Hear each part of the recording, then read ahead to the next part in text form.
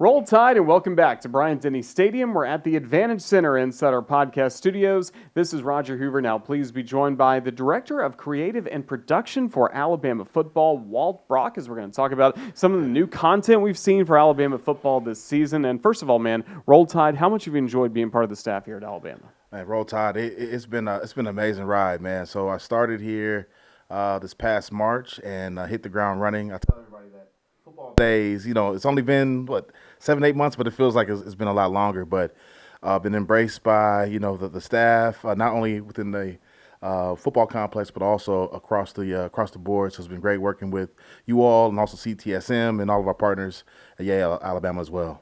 And so when you were thinking about making this move, what were you told by either the coaching staff, people at Alabama Athletics about what this role could be? Yeah, so I knew that from a creative standpoint, right, on the surface level, overseeing like our social engagement and content, around, lead-ups for games and recaps and things of that nature. But as I started to kind of dive a little bit deeper, and what made me excited about the position was an opportunity to really highlight Alabama football and our young men in terms of what their interests are on and off the field. Also be able to kind of create some unique series, and then the opportunity to kind of work with different groups across campus. So prior to coming to Bama, outside of being a creative myself, I've had a chance to work at the NCAA office, worked at Cal Berkeley, worked for the Raiders as well in different executive positions. And so from my end, when it comes to, creating content, I try to create content with a purpose, knowing that their brands that can be attached to it, but also making sure that we kind of tell stories authentically, so that we're highlighting not only our young men the best way, but also the program as well. And that's really good, and it seems like the buy-in has certainly been there, not just from the student athletes, but the coaching staff as well. Absolutely. Coach DeBoer, he gets it. He gets it, right? In this new day and age of football with the portal and NIL, you have to figure out ways, right, to keep the main thing, but at the same time, be able to create opportunities for guys to benefit from their NIL, right? And so I think a lot of times people think that this kind of happens automatically just because you play well on the field. That is important, but there also has to be, a cadence. There has to be some strategy around it as well. And so I think with his blessing and also our coaching staff, they've allowed myself and our department to kind of get creative and do some fun things. Some of those fun things include getting to work with the players directly on a podcast series. Ryan Williams, Jalen Mbakwe with the Next Wave, and their numbers have been incredible. Great content from those guys being filmed in this room. Just how did all of that come about? How they wanted to get involved with this? Yeah, so the New Wave podcast, man. So excited to work with these young guys. It's funny. So I had a chance to meet Jalen, but I call him Bach. Everyone calls him Bach. I had a chance to meet Bach in the spring as he was kind of, getting acclimated here, through spring ball. And then I met Ryan. I actually had dinner with him and Bob and Courtney Morgan probably 2 weeks before summer camp.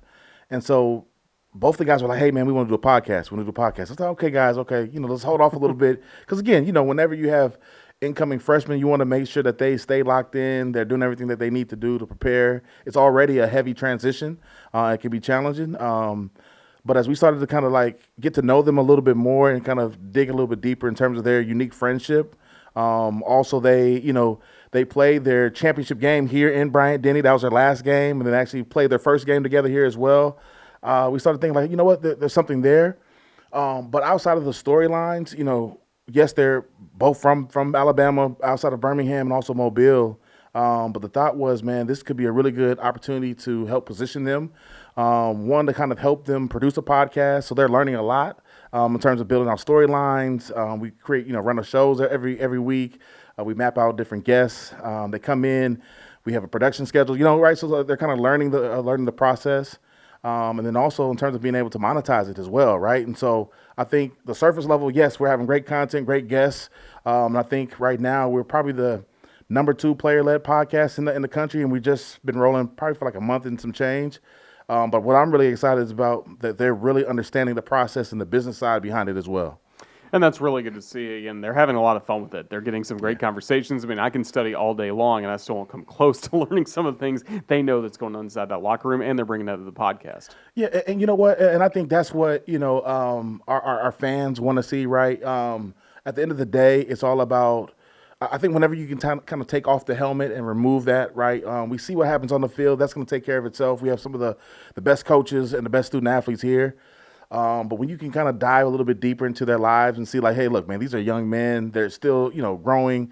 They're mature for their age in terms of what they're doing, off the field and on the field. But at the same time, they're doing some positive things, right? There's a lot of other, negative things that could be going on. And so sometimes when people say, hey, look, oh, the podcast is maybe a distraction, I disagree. I think it's really a great positive outlet for them. One, they're also getting some very, tangible skills that they're learning as well through it all. And that's awesome to see. And again, Yeah. you're wearing a Lanka hoodie as well for today's show. Yeah. I mean, you've seen how Jalen and Terry and Arnold will allow that to really grow last year, and it's even grown this year. You got to really enjoy being able to work with those guys, continue building that brand. Absolutely, man. So I would say it was probably 2 days leading up until the A-Day. And so I had a chance to finally meet, Terry, in person, and him and Jalen were together. We were in Courtney Morgan's office, and Trip Merritt was in there. And we started kind of diving deeper, from Link right across the board. When I found out that it had turned into like a multi-million-dollar business, I was like, wait a minute, like we have to dive a little bit deeper here. And so I was fortunate enough to work with our team, and we created a kind of a Link documentary, a short doc that's still on YouTube. We have over, I want to say, almost near 150,000 views. But it's really a case study, right, of like the power of the script A. You come here, you play hard, and you're able to kind of really have this village of people who can support you to take a business idea and really kind of turn it into a multi-million-dollar business. Now, again, right, a lot of things happened, right, on the field, right, but I feel like with Terry and Jalen, as they kind of grew into Lank, they were also growing simultaneously on the field, and so it was almost a perfect storm. But it's a great case study for us to kind of show the country, hey, look, this is what we're doing at Bama to help our student athletes. But then also, too, to kind of show from a student athlete standpoint, like, hey, man, like if you come here, if you have a good idea and you handle your business, you can really, make a name for yourself, on and off the field.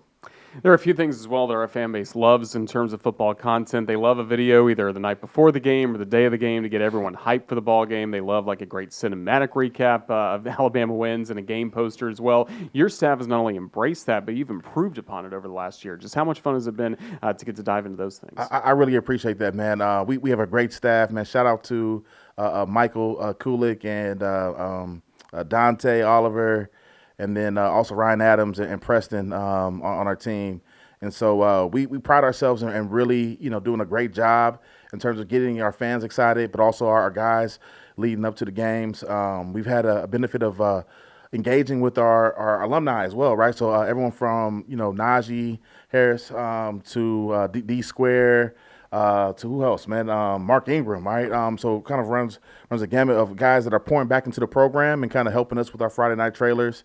So we'll write out the kind of the VO kind of throughout the week. We get with them, they record it, we send it out to them. So it's been a great opportunity to kind of re-engage. And so when we see a lot of the comments from our fans, they're like, "Oh man, it's great to hear from Najee, or it's great to hear from Mark."